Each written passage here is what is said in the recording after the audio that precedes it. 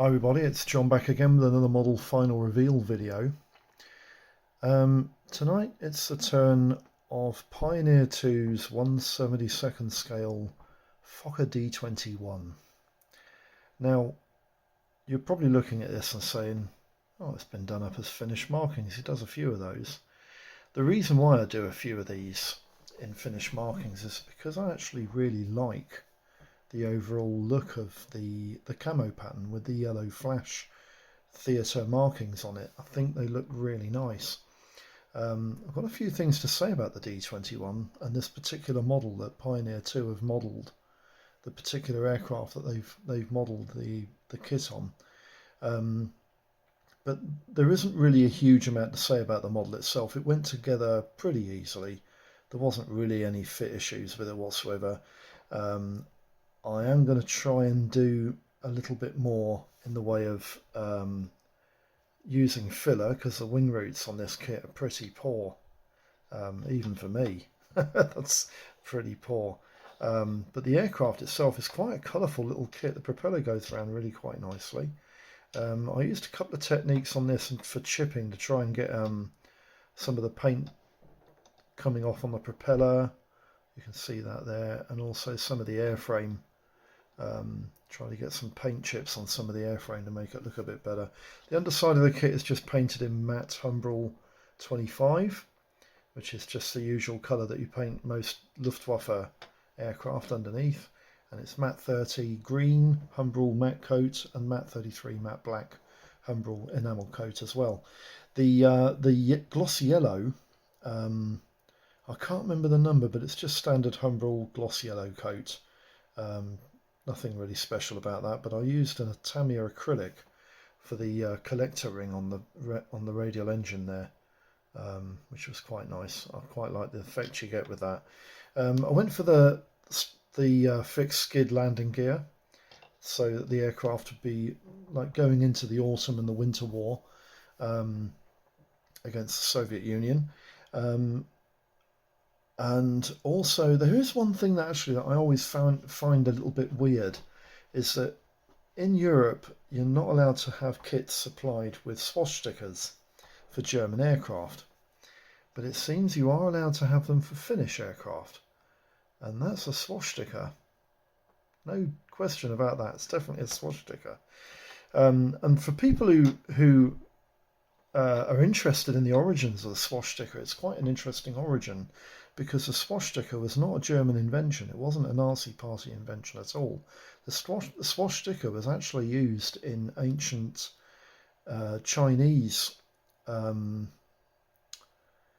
mythology, if you like. It was used, not mythology, it was used in history.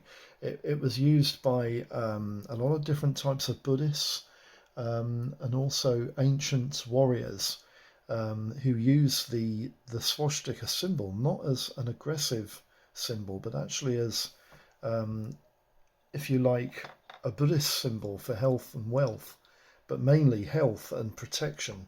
And it wasn't something used in a tyrannical sort of fashion in any way, shape or form.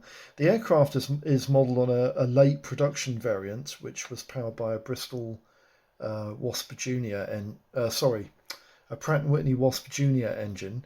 The earlier D-XXIs are powered by Bristol Siddeley Mercury engines, and they weren't particularly powerful enough. They were okay at the opening stages of World War II, and there were a number of these that were actually toasted in battle during the Spanish Civil War, but not very many. They were built under license in Spain. But the majority of the aircraft that served in the Continuation War were actually powered by American Wasp Junior engines, and they actually fared quite well. And the interesting thing about this particular aircraft, FR-110, is that FR-110 was the aeroplane that was supposed to have been the highest scoring fighter aircraft for the Finnish Air Force, with 10 victories in this particular airframe, and the plane is actually preserved in a museum in Finland, and it is the only surviving intact Fokker D-XXI in the world. There is another one, which was a preserved nose section from a crashed D-XXI, and I think that's in a museum somewhere in Finland as well. But FR110 is the only one that is complete. It's not in flying condition, but it's not in these colours either. It's actually in an overall green pattern. The engine cowling is green as well, and the underside is a light sort of grey colour, light aircraft grey if you like.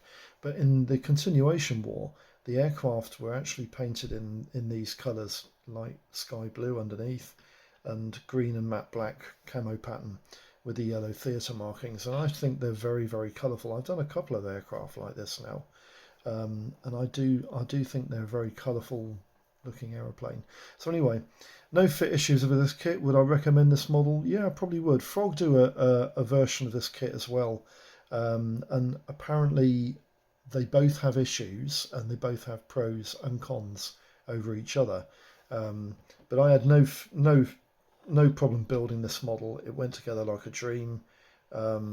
It's a nice, cheap and cheerful little kit, and I think it would be quite a good basis for a super detailer if anyone out there wanted to have a go at super detailing the aircraft. The only interior you've got on this is a floor pan and a seat, so there's plenty of room there to stick all sorts of different details and paneling and whatnot. It would be quite a good mule for somebody who wanted to super detail this kit. Anyway, I hope this video has been of some use, and I hope all your modelling projects are running very smooth at home, and let's have fun modelling and carry on doing the good work.